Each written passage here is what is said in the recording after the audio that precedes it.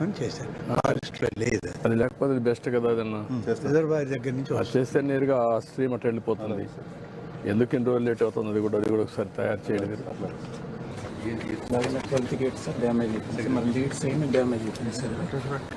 ఎన్ని gates damage అయినాయి? మొత్తం 4 గేట్స్ డ్యామేజ్ అయినాయి సార్. ఇప్పుడు మిగతాయి కూడా మనం రీప్లేస్ నియర్లీ 35 years అయినాయి సార్. మనం డోర్స్ పెట్టుకొని కూడా కొత్తగా మార్చుకోలేదు సార్ అప్పటి నుంచి సార్.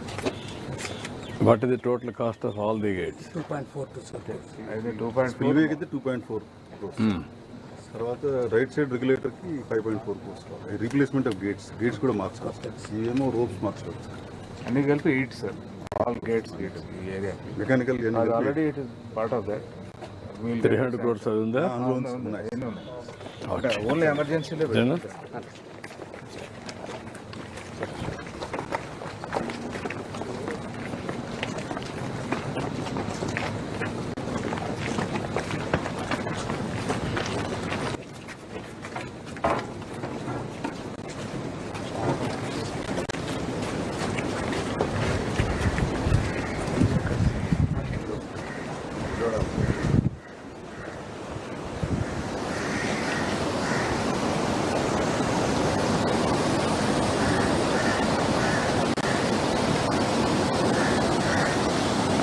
మెయిన్గా ఇప్పుడు అక్కడ రాక్ కనిపిస్తుంది కదా సార్, అదంతా కూడా ఒరిజినలీ కాంక్రీట్లో కవర్ అయి ఉండేది sir.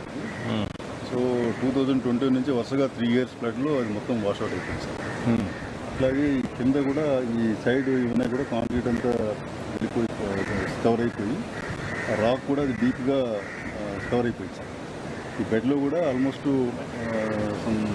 9 to 10 meters deep case cover అయిపోయింది సార్. ఇప్పుడు దీనికి 99 crores తోటి శాంక్షన్ అయింది సార్. అడ్మినిస్ట్రేటివ్ శాంక్షన్ ఇచ్చారు. వర్క్ కూడా అసైన్ చేశారు సార్. 21 crores వర్క్ జరిగింది. 25% వర్క్ జరిగింది సార్. మిగిలింది మనము నవంబర్కి వీఆర్ ఎక్స్పెక్టింగ్ మాన్సూన్ సార్.